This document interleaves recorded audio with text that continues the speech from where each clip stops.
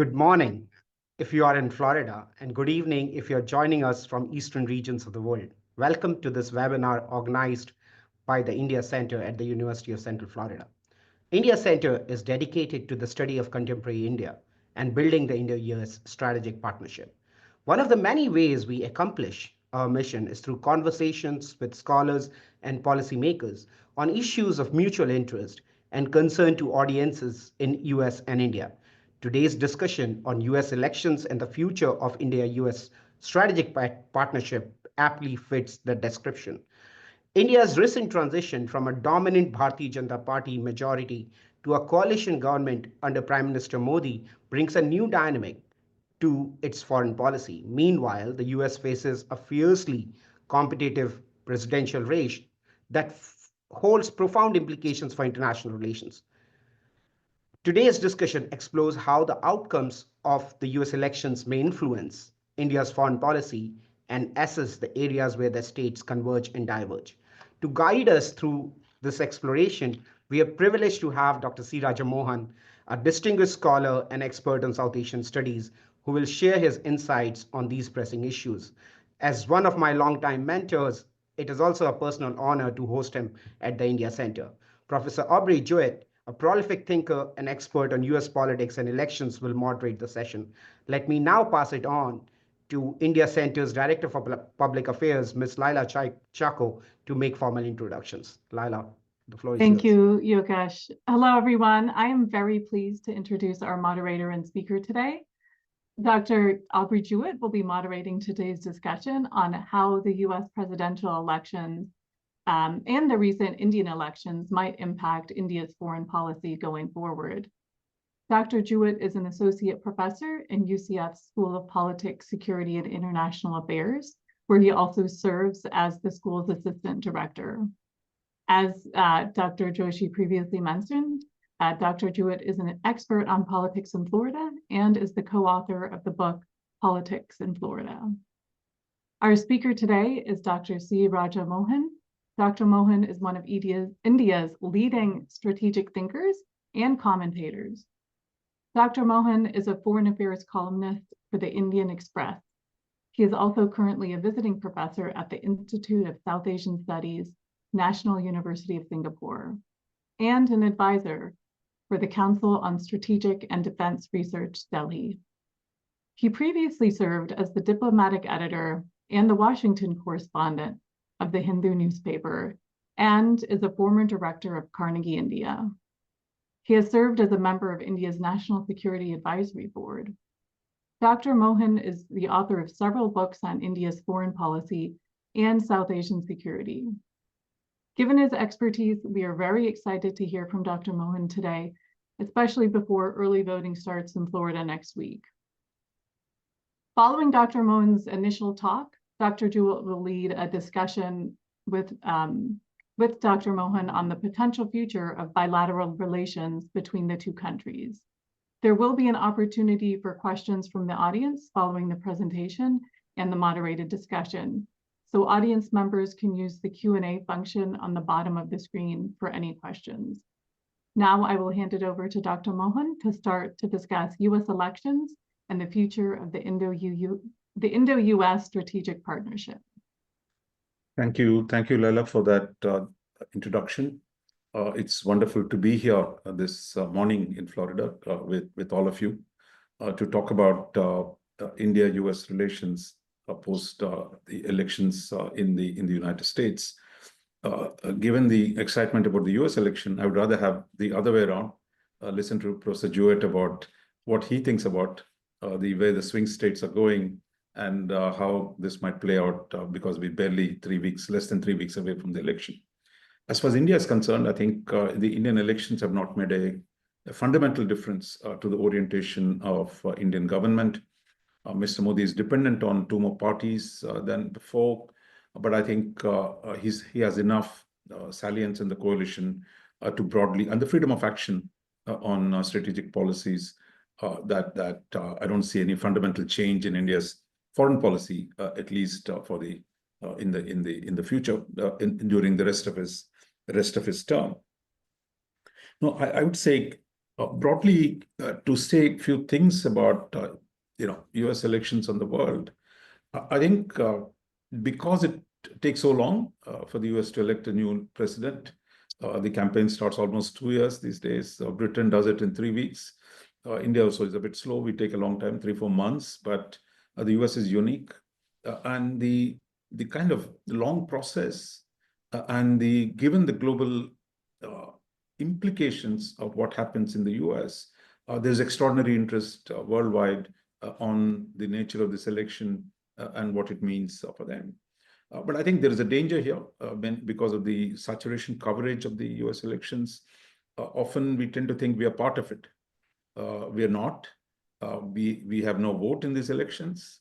I think we must be, India and other countries are interested observers, but they're not the players. So I think we must keep that distinction separate, because a lot of the time people keep asking who is good for us, which side are we on? This is really for the Americans to decide. Second, I think irrespective of who the US elects, the rest of the world has no choice but to deal with that government. The US is the #1 power in the international system. So therefore, it doesn't really, matter who wins the election, but in terms of the consequences, we have to deal with the new president and the new Congress. I think for us, it's far more important to understand the structural changes that are taking place in the US, the nature of the political debates, and where are the big policy debates going. I think that's where the rest of the world needs to focus on. Here, I think we're really short of enough expertise on US domestic politics, and hopefully we'll build that over time. And I'm sure Dr. Joshi, sitting in Florida, and Dr. Jewett help generate greater discussion between India and the US on the US domestic politics and what it means for the rest of us. So let me just come to the specific aspects of India-US relations. Over the last 24 years, I would say, since President Bill Clinton came to India in March 2000, the relationship has been on a consistent upward trajectory. Over the last 25 years, there's been a broad bipartisan consensus in both the countries, and that they need to build a strong and solid strategic partnership. And I think this partnership has defied skepticism and pessimism, which is always rampant. Even today, if you open the Indian newspapers, you are one bunch worried about the Five Eyes ganging up against India on certain set of issues. But the fact is, we just also signed a Predator deal, a $3 billion for 31 Predator drones. So I think looking at the structure, irrespective of the many controversies that engulf this relationship, the direction has really been upward. So the question today for us is really, will it stay the same after 2024? On the basis of last 20 years, I mean, there is a general sense in Delhi that it doesn't really matter for India, unlike for the Europeans or the America's allies in Asia, who are treaty allies and deeply dependent on the United States for their security, and who are worried about Trump coming back into the White House. India has had a good relationship, starting from George W. Bush, 2001 to 2009, Obama from 2009 to 17, and then Trump for 4 years, and then Biden for 4 years. So the change of government in the US did not really make a difference. And I think we've consistently built that relationship. So I think it's conventional wisdom then in Delhi that we just go with whoever gets elected. So we are quite in a decent place. Probably India is one of the few countries is in a reasonable place with the US processor today and whatever the outcome it might produce. But I think there are 5 broad issues we need to talk about, how they might get affected and how they might affect India in the days ahead. So I would say one is Russia. We've seen a lot of unhappiness in the US and Europe about India's reluctance to condemn the Russian invasion of Ukraine. But I think the Biden administration, officially at least, has cut a lot of slack for India, recognizing that the US India convergence on China is far too important to be squandered on differences over the question of Russian invasion of Ukraine. So the US Biden administration was willing to leave some room for India to recognizing its power dependence on the Russian relationship. Now, when Trump comes to power, in fact, he said when he met Zelensky a few days ago that he would actually do a deal before he even takes office between November 5 and January 20th. So we'll see about that. But the fact is, it is the US where the Republicans are questioning many of the assumptions of the Ukraine war, the need for it, a need to spend American taxpayers' money. So the debate is in the US. And I think for India, I don't see the Russian question posing a problem in a dramatic way. Second, I think issue on the China question, there is a broad consensus within the US that has emerged over the last many years, certainly over Trump and Biden years, that China is a principal challenge to the United States. And given what happened in India-China relationship, India too sees China as the principal threat. Therefore, that convergence that has emerged between India and the US has actually provided a solid ballast to build this relationship in the last many years.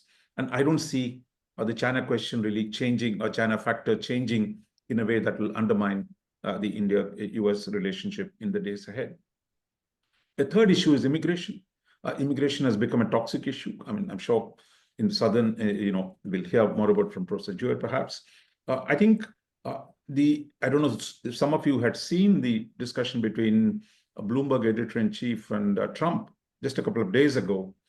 This question of immigration came up.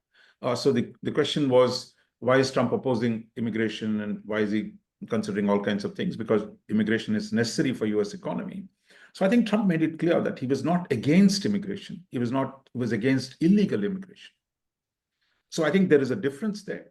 As in Europe, so in the United States, developed economies need immigrants, but they don't want the kind of non-talented, family-based, family reunion-based migration, refugee flows. So I think there are two streams to this.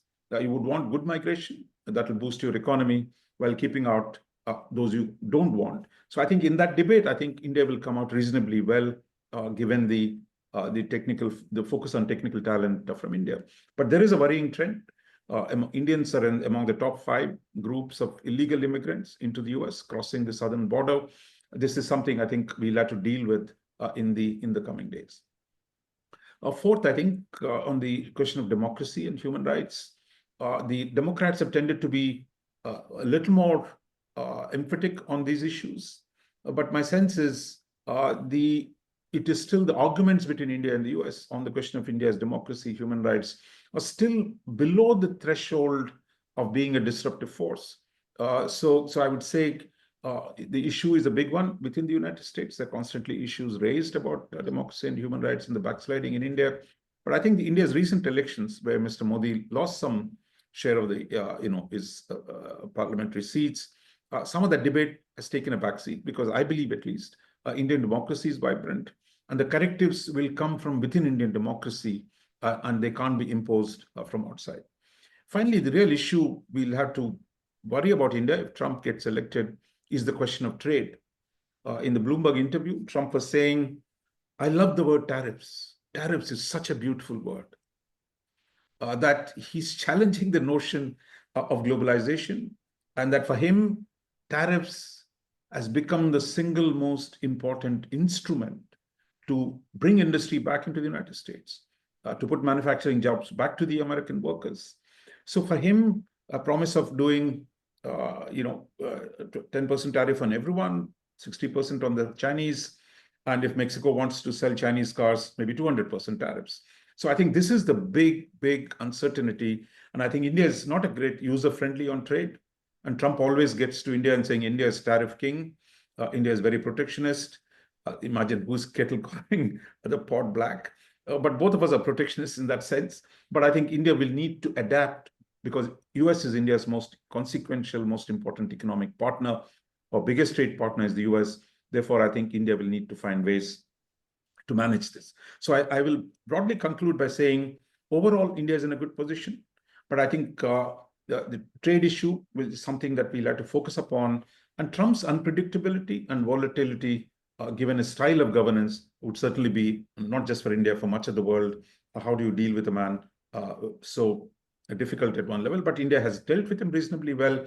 But this time he could be Trump unbound and Trump uncontrolled, unconstrained. So we'll have to be prepared for that as well.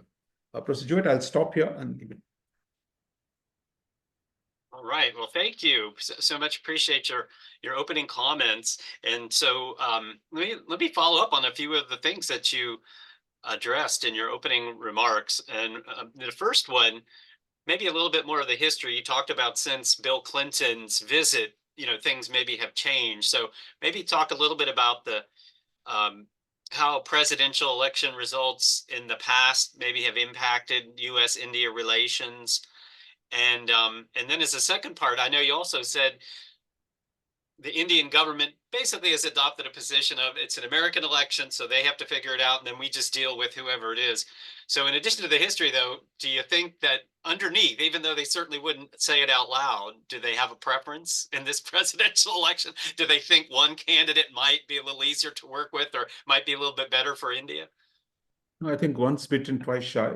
In the last elections, I don't know, those of you, was it in Houston that there was this big show? Trump showed up at the Modi's rally. They walked hand in hand, walking around the stadium. Even Trump remembers even now. And Mr. Modi saying, "Ab ki baar Trump sarkar," which means this time Trump again. That backfired. But I think there is, a lot more care this time not to get involved. And I think we saw when Prime Minister Modi came to Wilmington, I think Trump was hoping, Trump of course claimed that he was coming to see him, but it didn't. And I don't think— Side trip to Florida. Yeah, To he was not Miramar. going to meet Trump without meeting Kamala Harris. But I think it was decided best to stay away rather than insert itself India into, because really I think we are really at a crucial moment in the United States.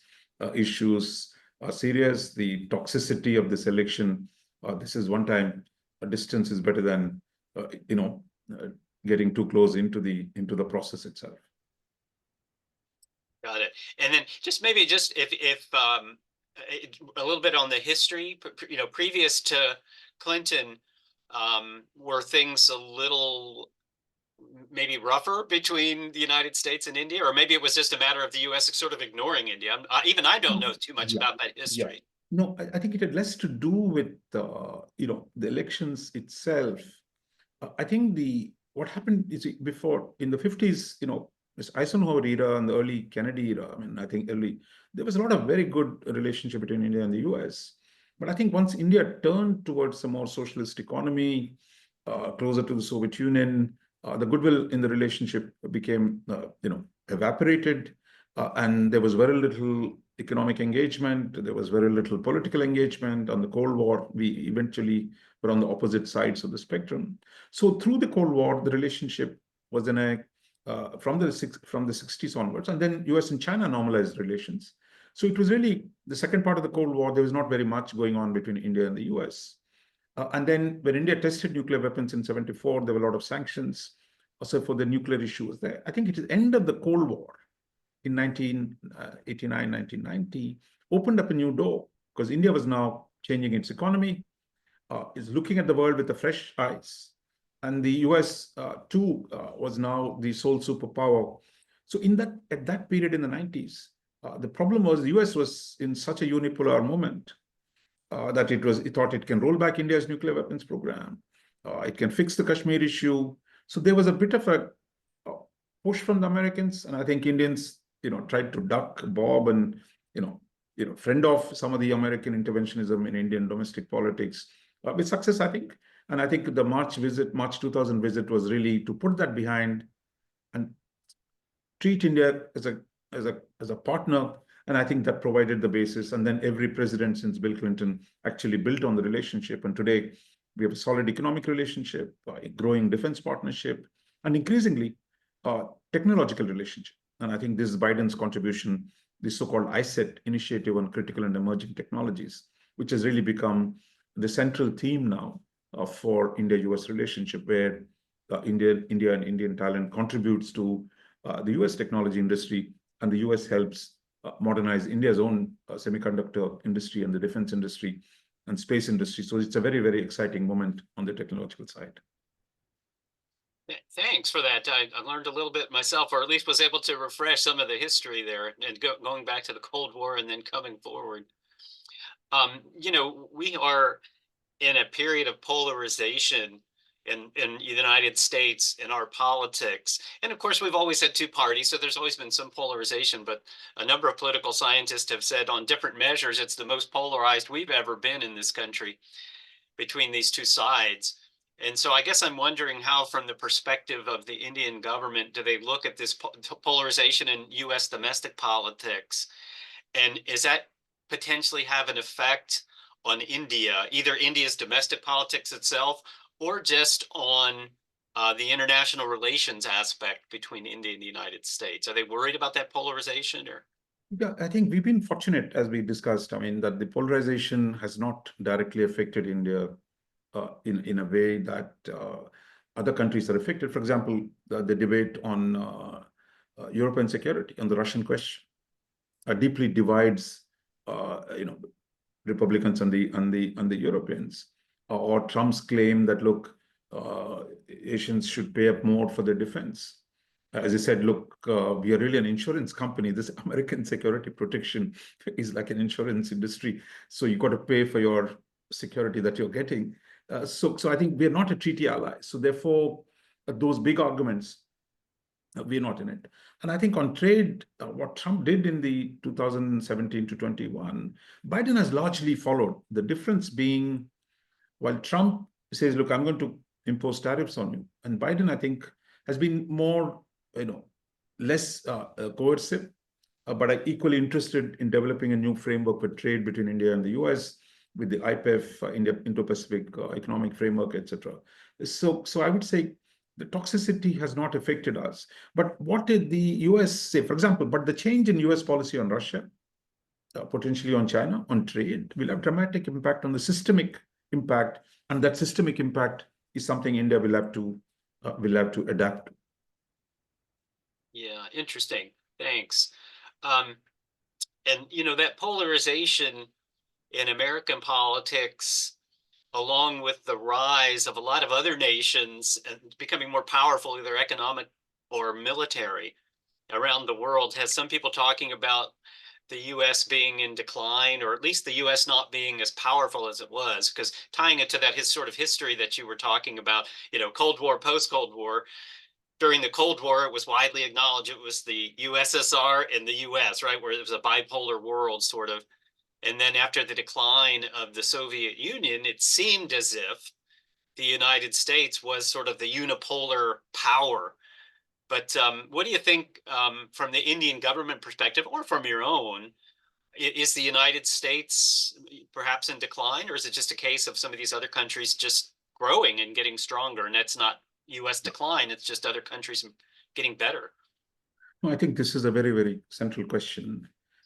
I think the government of India, and I think our foreign minister said it recently, actually India does not believe the US is in decline.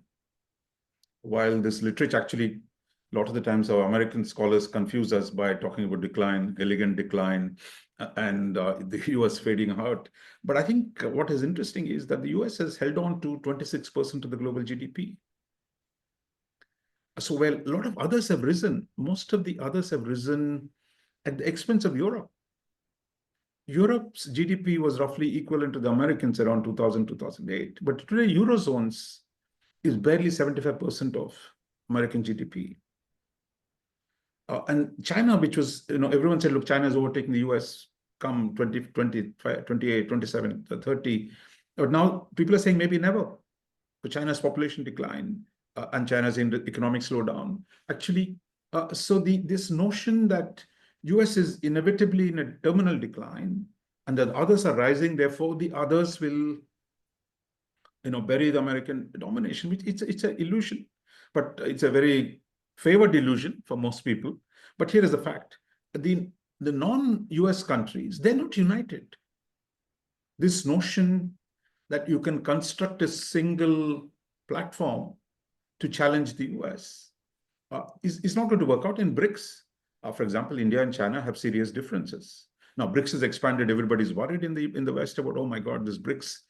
For those of us who've seen the non-aligned movement, I think BRICS is going the non-aligned way, that the bigger the shop, even more expansive the talking shop it becomes.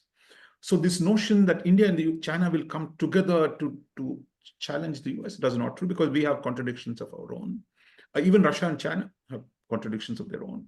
I think what the decline in the argument of countervailing coalitions are being built by Russia and China, essentially to bargain better with the United States.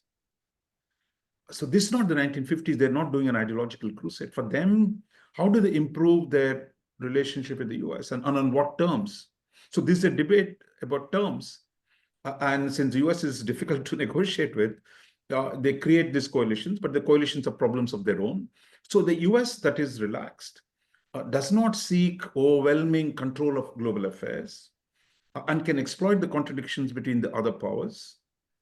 I think is an excellent position to continue its leadership of the international system.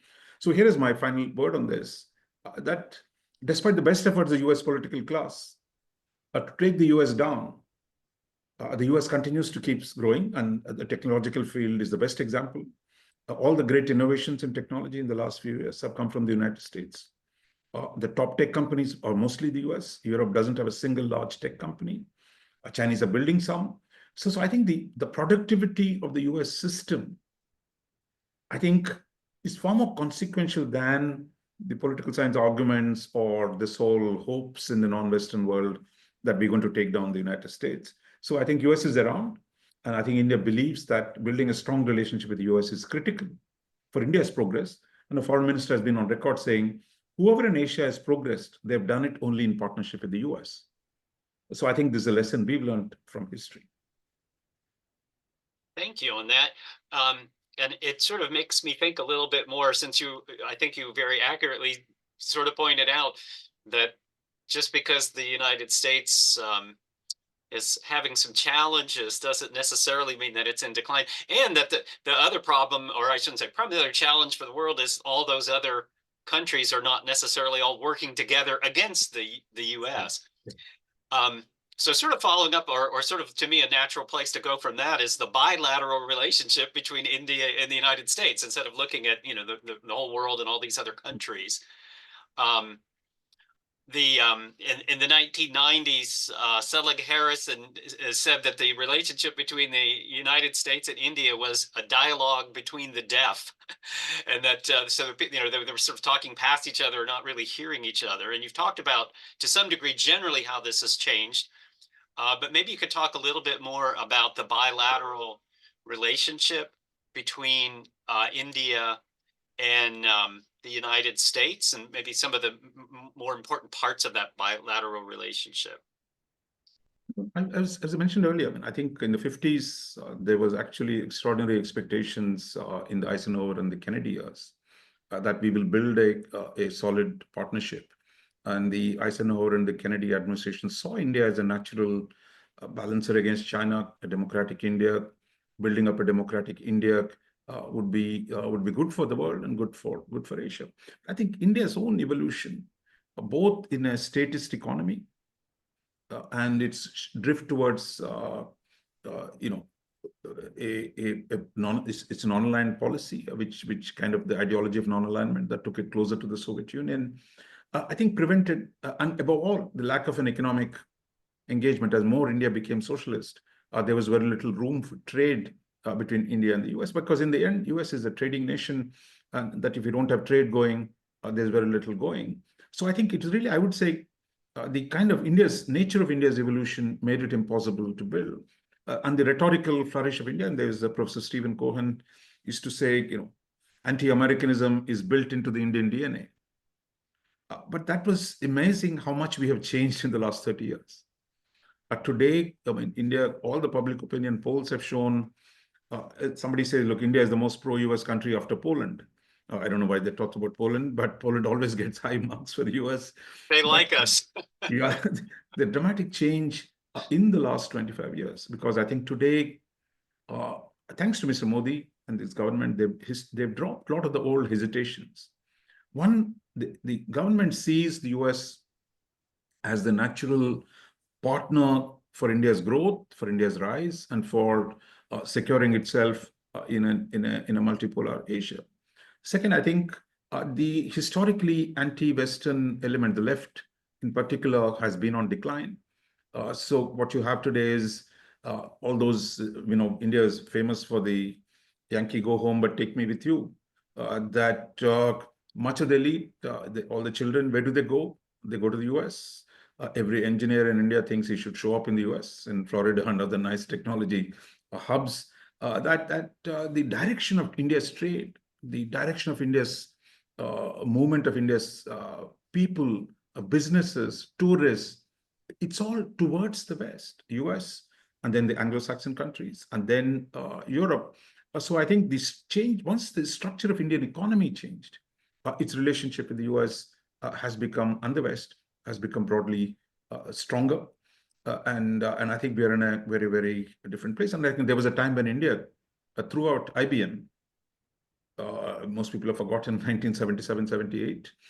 Today, we think about India, US and India really partners in the IT sector. So I think the emergence of the IT sector, the emergence of Bangalore, Silicon Valley linkages. So I think they've created a whole new dynamism.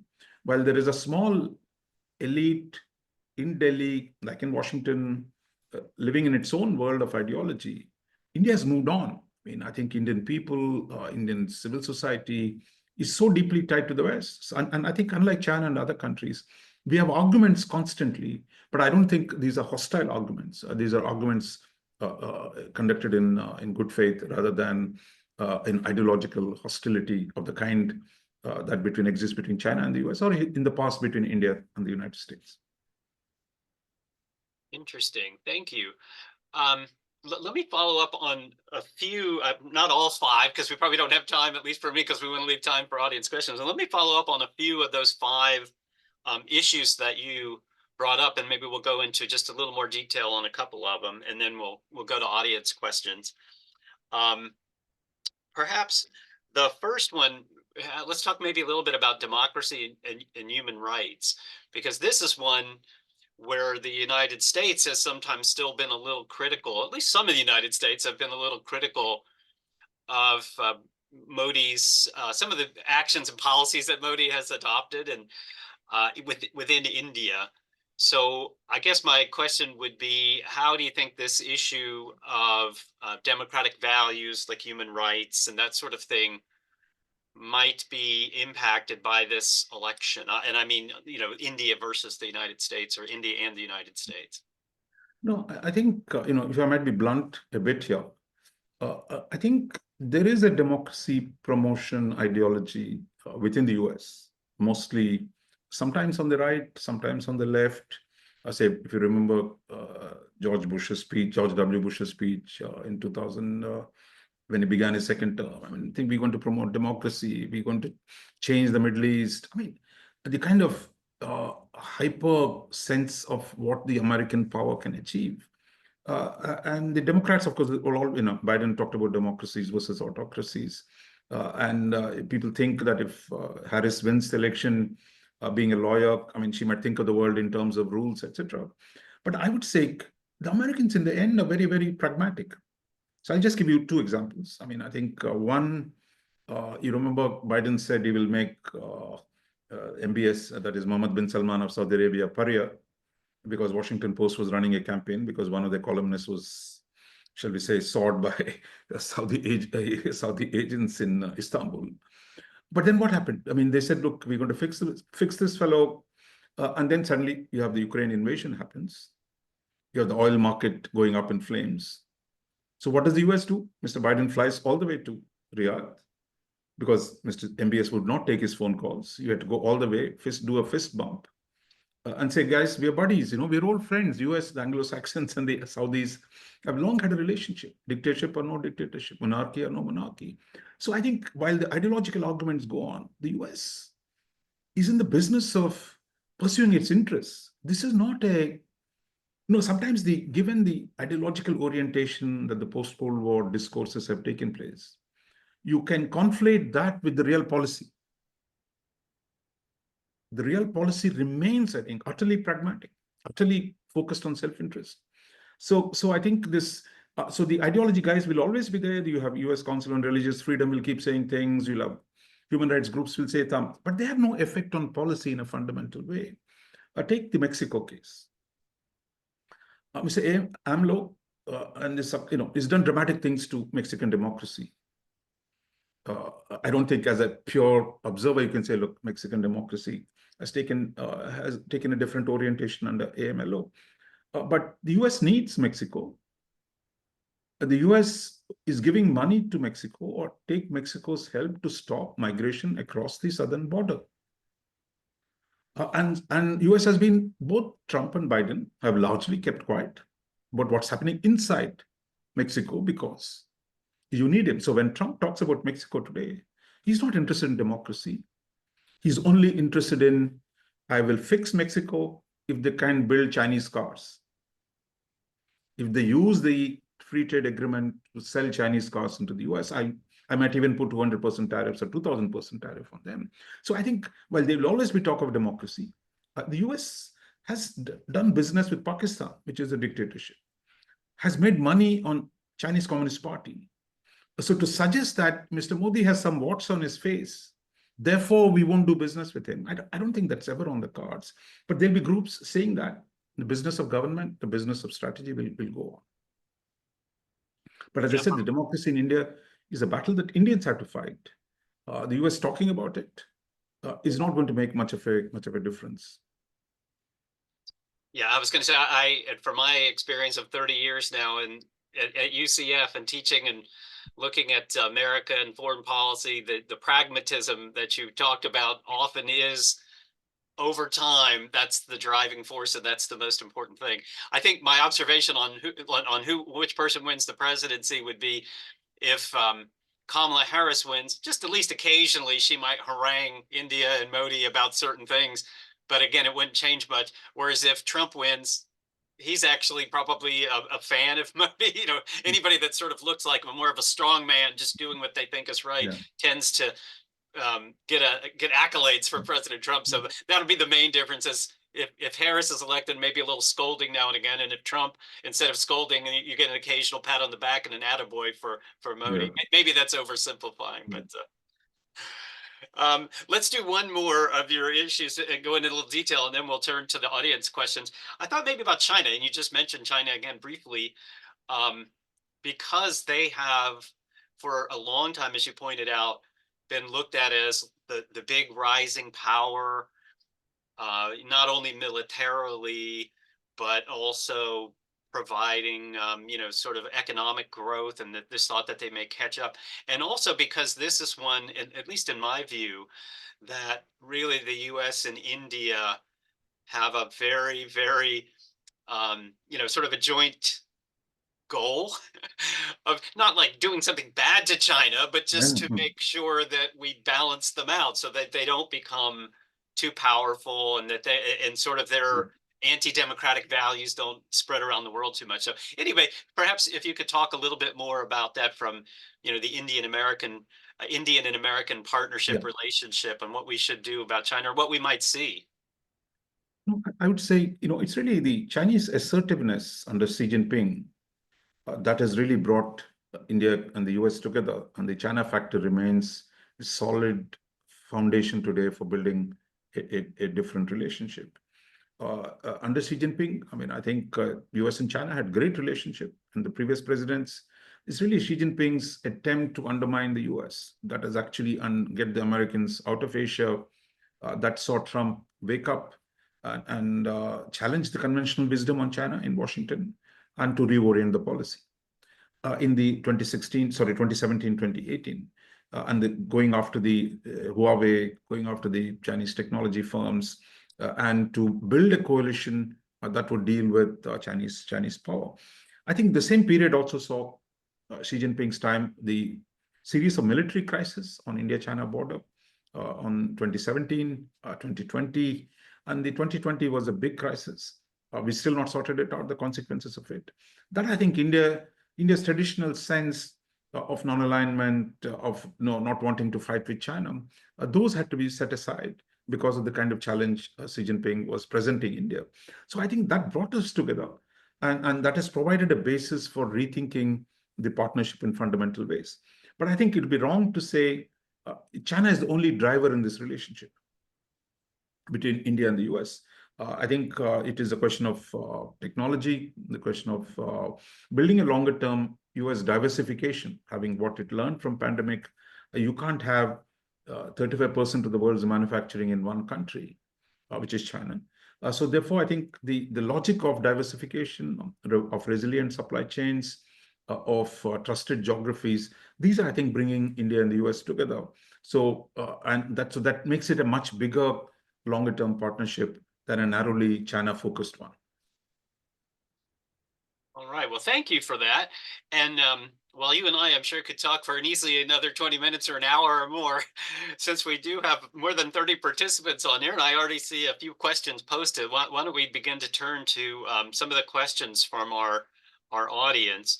And for those listening and watching, if you go to the Q&A function, which on my screen at the bottom of my Zoom, if you go to the button that says more and open up the sub menu, then you'll see the Q&A function, and that's where you can post your question. All right, let's see here. There we go. So let's see, the first one we have here, and I'm just going to kind of take them in order here. Do you see the Trump or Harris administration changing America's force posture in the Pacific under the next administration? Perhaps revival of the First Fleet or any other such steps? Yeah, I think that's a big debate. In fact, the Republicans are arguing that Ukraine is a waste of time and that the US needs to devote all its military energies in dealing with China, which is essentially means rethinking the defense posture in the US. But I think the problem of three simultaneous challenges in Europe, in the Middle East, and Asia will continue to. I don't see this debate getting resolved anytime soon. So that's one part. The second part is the difference between Harris and the Republicans and Democrats today is Democrats still talk about engaging China. That we need to work together, we need to save the world on climate change, having guardrails on artificial intelligence. So engagement where necessary and balancing where it must, that's the kind of policy that the Biden administration has pursued. But I think there's sections of Republicans, some of them like Elbridge Colby and others, who are making it very clear engagement is actually problematic and that what you need is really a regime change in China, that the real long-term goal is really to dismantle the CCP authoritarian structure in China. So I think the goals of the Republicans are far more ambitious, and whether it's realistic or not, that's a different story. So there are differences between the two, and I think the Republicans are talking about spending even more on defense. $1 trillion is now close to $1 trillion. But I think that certainly will go up under Republicans, and they would certainly do more Asia first kind of policies and emphasize Europe must defend itself, making it easier for the Americans then to focus on Asia. But all of these adjustments will take time. But I think in terms of the hierarchy of priorities, clearly China is a bigger challenge and for the US. And the question is, can a new consensus be built within the system? Remains to be seen, because Ukraine, I think, really derailed and what happened on October 7th in the Middle East. So I think there is a challenge for the US. How does it balance competing imperatives, and how soon can it really deliver? Because I think US has a problem. The tyranny of geography in Asia means the US is far away. China is next door. Chinese ability to create problems for the US is far more, far stronger. Interesting. Thank you for that. And then let's see, we've got a couple other questions. Actually, we have two about immigration, which I'll tie together in a second, but we also have one that's sort of a follow-up on what we were talking about with China and India. So let me go to the China and India one first, and then we'll come back to the two that are about immigration. Can you comment on the developments on the India-China border negotiations? Is there a potential for a thaw there, or is this diplomatic happy talk without any real material change? No, I would put it that there is talk, and the talk is about really diffusing the current situation in the Himalayas, in the eastern Ladakh, where since 2020, nearly 50,000 troops, Chinese and Indian troops, are sitting atop at the 17,000 feet, which is really utterly uninhabitable for human beings.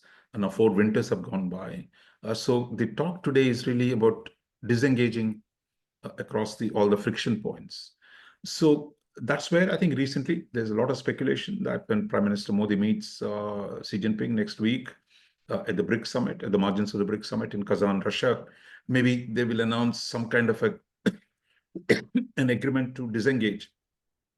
But that's a hope. I mean, so far, there's a lot of talk, but the evidence is yet to come. The second, I think, is this tactical adjustment on disengagement does not alter the structural reality of a deepening contradiction between India and China, both on the border situation, on the economic situation, where today India has a $100 billion plus trade deficit with China, out of a trade of 130 billion. So it's entirely Chinese exports to India. The Chinese naval presence in the Indian Ocean, China's links with Pakistan. So I think the kind of challenges that China presents are so large that this notion that we go back to being buddies is not true. But then it's also important. We are neighbors. We need to live in a peaceful coexistence. So I think India will always search for that peaceful coexistence. But so far, Xi Jinping's assumption that, look, his GDP is 5 times bigger than India's, his military spending is 4 times bigger than India's, he's bigger than India and Japan put together, two largest neighbors that he has. So the Chinese are confident. They think they don't need to make any concessions. That the time is on their side. And that Uncle Sam, how nice he is to the United States, is far away. And that Uncle Sam can be either dealt with bilaterally or his other problems will prevent the US from really playing a role. So they're still in that confident mode. So I don't think they're in a hurry to make structural adjustments with India, but tactical adjustments maybe, but they will be tactical and not structural. All right, thank you. And we actually now have a total of 3 questions about immigration. 2 are somewhat similar. One is a little more on the political side. So on the political question on immigration, do you think there would be a difference between Trump's attitude towards Indian immigration to the U.S. and Harris? So if Trump got elected versus Harris, would it make a difference to immigration policy, specifically Indian immigration coming to the U.S.? No, I don't think it will directly refer to Indian immigration. Indian immigration is good or bad, but I think, as I said earlier, it is really about legal and illegal immigration. It's about good immigration and bad immigration. Good immigration is of technical talent that, look, all developed economies need people. Otherwise, given the declining birth rates, that the US has naturally been a nation of immigrants, so it's much more open. So I think you need them for agriculture, you need them for industry, you need them for science and technology. The question is, how do you regulate this? I think that is the issue. There, I think Indians generally will come out well, but as I said, look, there is growing Indian illegal immigration. I hope there are ways in which India can work with the US to reduce those flows. But the larger issue is really, again, I mean, yesterday Trump was telling Bloomberg, look, Republican Party is about common sense. He's basically saying, look, we need to have borders. But the liberals, when Biden came to power, this notion that borders don't matter, or that everybody's welcome into the US, and that we'll put them in your schools, in your hotels, in your public facilities all across the country, in the sanctuary cities, which I think backfired terribly, because I think no society can simply accept large numbers of outsiders in a short span of time. Even the US, which is a country of immigrants, that I think a big mistake by the Democrats, by sounding so almost futuristic and saying, look, who cares for borders? All immigrants must be helped, which is what Kamala Harris was taking that position a few years ago. But today, I think one of the most successful thrust of Trump's campaign has been on immigration. And I think the Democrats are on back foot. Now they're trying to adjust the policy. They're doing exactly what Trump did at the wall of trying to stop, paying off Mexico to stop even more. So I think the Democrats made a mistake and they're trying to adapt. But I think India, I think if it is focused, since it is focused mostly on technical manpower coming into the US, and Trump said, look, at one point he said, look, I want every graduate student who comes from outside to have a work visa. So I think he's actually looking at radical measures that will benefit inordinately Indians because there's so many Indian students are now coming in in the STEM area. But I think, but it's really a more fundamental debate within the US about the nature of immigration. But I think India would be relatively less affected by who comes to power. All right, thanks. And then as a follow-up, the two other questions about immigration were, again, sort of more specifically about Indian immigration. Do you think India will help either party, will push either party to help fix major immigration in green card backlog, which adversely affects Indians more than other immigrant groups? And then the other one also is similar. It says, how does the U.S. election impact green card processing and immigration policies? So we've talked a lot about immigration, so I don't know how much more you might want to say, but anything specific on no, I think the Indian experience of immigrating to the U.S.? No, I don't think India can influence the policy at that deep level because there is a lot of counter push and pull. The demand that Americans should get the jobs first. That there is a large number of Republicans feel that look, jobs should not go to outsiders. There's a question of locals first on the government procurement. So I think there are a lot of areas where even the Republicans generally, more open to qualified immigration, even they have taken measures which are complicated. But I don't think no outside country can have that level of influence in the way that US debates this policy. It's really a debate between the industry, the tech industry, which wants more, say, engineers to come in, and the society that does not want too many, and the backlash against it. So it's really internal argument that needs to be settled, and I don't think India can really shape it. I think India is more interested in the totalization of social security and those kind of issues rather than saying how many green cards. I mean, it should give, but each time they give, most of them are going to the Indians.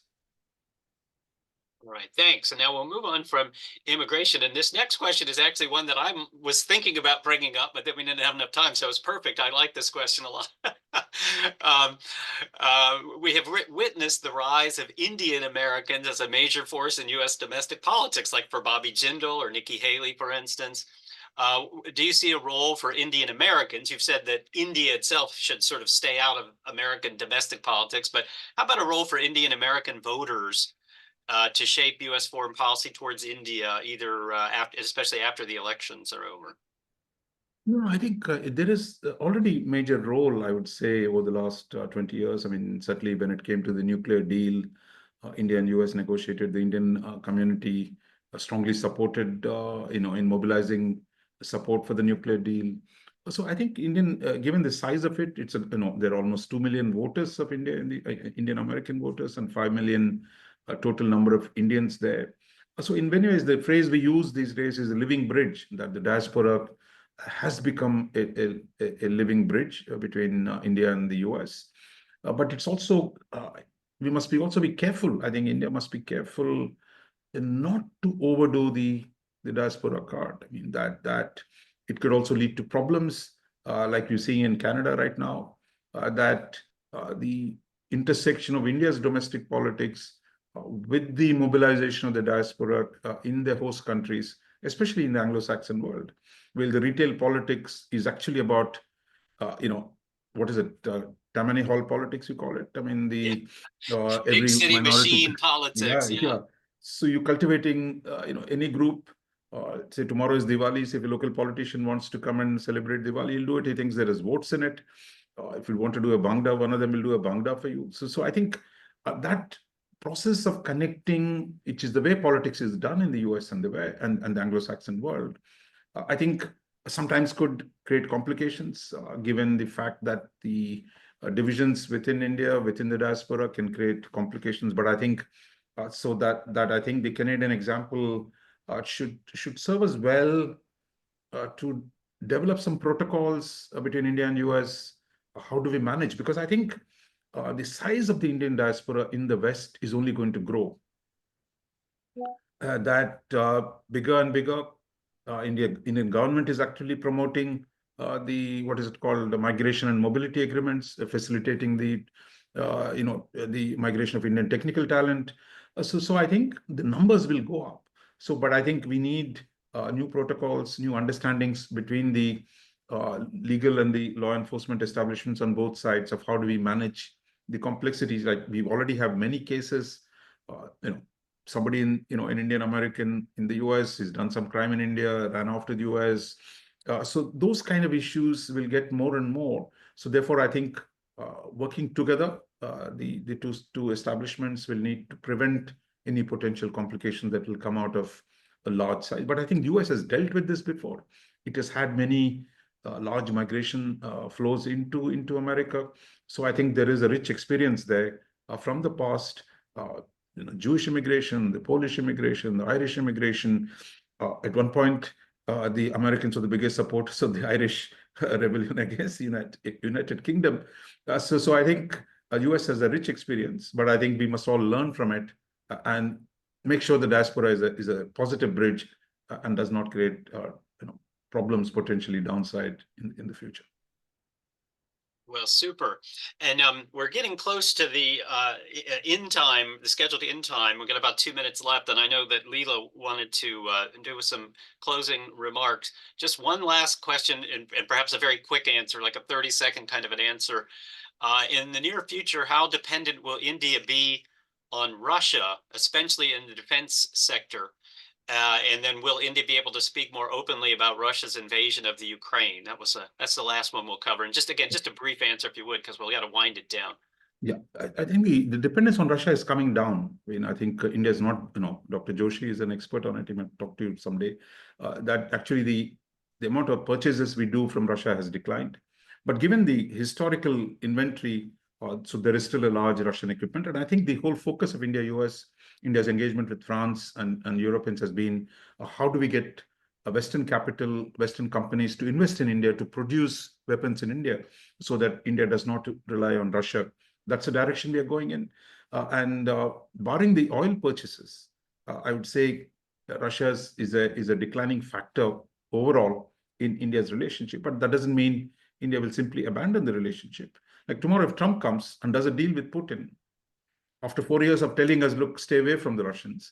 So I don't think we can be completely, for us, I think Russia is neighbor's neighbor, that is China's neighbor. So in any balance of power considerations, Russia will be there. But Russia is today half of India's size. If you remove weapons and oil, there is nothing much to the relationship. But in geopolitical terms, Russia will matter. But the size of India's engagement with the US and the West has dramatically grown. That will continue to have a big bearing on how India thinks about the world.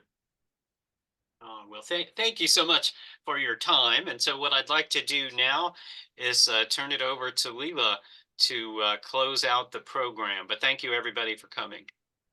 And I'm going to mute myself. And thank you, Dr. Jewett, for leading the discussion today with Dr. Mohan. Today's webinar has been very timely as we're already in election season here in the US. And I think the discussion provided a lot of insight on the future of the U.S. India strategic partnership.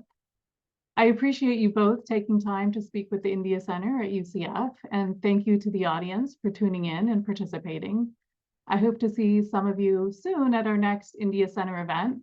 For locals, this coming Tuesday, we will be holding an in-person event with Dr. Ajay Chibber on making India an advanced economy by 2047. What will it take?